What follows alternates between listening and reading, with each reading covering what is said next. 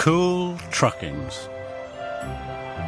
It was winter time, and a thick blanket of snow covered the island of Sodor. Madge, the snub-nosed lorry, was making her deliveries. The icy roads were very slippy and very slidey. But Madge didn't slip and slide. She was safe and sure. One day, Thomas arrived at the transfer yards. He had to collect a large delivery of coal. Madge was there, and so was the thin controller. He was worried. "A snowslide has blocked Duncan's tracks," he said. "I need him to shunt the coal trucks from the other side of the yard." "I'll get him," said Madge happily. Madge liked to be helpful. "Duncan is very heavy," said the thin controller.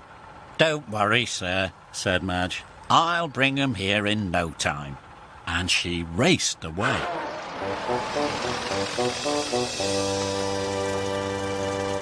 Duncan was winched onto Madge's trailer.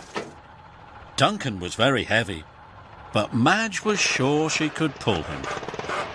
She roared and revved, and slowly she pulled away. Madge drove carefully along the country roads. She was being safe and sure. Soon Duncan started to tease her. "You always go so slowly," Duncan laughed. "We'll be lucky to get to the transfer yards by tea time." "I always do my job safely and on time," said Madge. "But it'll be a slow and dull journey," puffed Duncan. "Not fast and exciting, the way we engines like it." Madge sighed. She didn't want to be teased anymore. She turned up a narrow mountain road. "Where are we going?" Duncan chuffed. "I'll show you how much fun we have on the roads," laughed Madge. "Wait and see." Madge was still going slowly. "This isn't much fun," puffed Duncan. "Maybe not," said Madge. "But what about this?" And Madge skidded her wheels. Her wheels made the snow spray up onto the side of the road. "Whoa, hey, that was good," cheered Duncan. "Do it again." So Madge sprayed snow all along the road. Duncan cheered as Madge sprayed the trees and then the bushes. She even sprayed a policeman. "Sorry," said Madge. They were having so much fun, they had forgotten all about getting to the transfer yards. Thomas and the thin controller were waiting at the transfer yards, and so were the coal trucks. But Duncan wasn't there. The thin controller was worried. Now, Madge took Duncan to the top of a hill. "What are we doing up here?" Duncan puffed. "You'll see," smiled Madge. Then they raced down the hill. Madge slid around corners and skidded over bumps. "Hooray!" Duncan laughed. But halfway down the hill there was a very sharp turn, and the road was very icy. "Watch out!" puffed Duncan. "Oh no!" gasped Madge. She braked hard, but it was too late. Madge started to slip and spin around and round.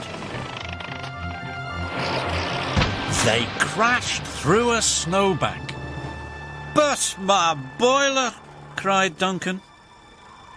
They were hanging over the edge of the valley. Madge looked down the edge. It was a long way down. "Oh no!" Duncan moaned. "What am I going to do?" Madge groaned. Madge rocked and teetered. Slowly she revved her engine. Inch by inch, Madge reversed back onto the road again. Phew, that was close, Duncan chuffed. Madge raced to the transfer yards, but on the way she saw another very bumpy and very slippery road. That looks like fun, Duncan puffed excitedly. We're late, called Madge. I have to get you to the transfer yards to help Thomas. So Madge drove on. Madge wanted to be safe and sure. She went all the way without slipping or sliding once.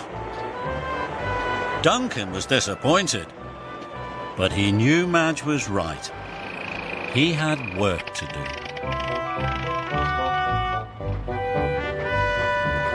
Soon Duncan was back on the rails. He shunted the trucks quickly into place. The workmen transferred all the coal into Thomas's trucks. "Thank you, Duncan," tooted Thomas. And he chuffed away. That evening, Madge went to visit Duncan. Madge pulled into the sheds. All the little engines were there. Duncan had told them all about his day out with Madge. "Thank you for a grand time," puffed Duncan. "The roads really are as much fun as the rails." "I'm glad you had fun," said Madge. And, just for fun, Madge spun her wheels and sprayed some snow all over the little engines.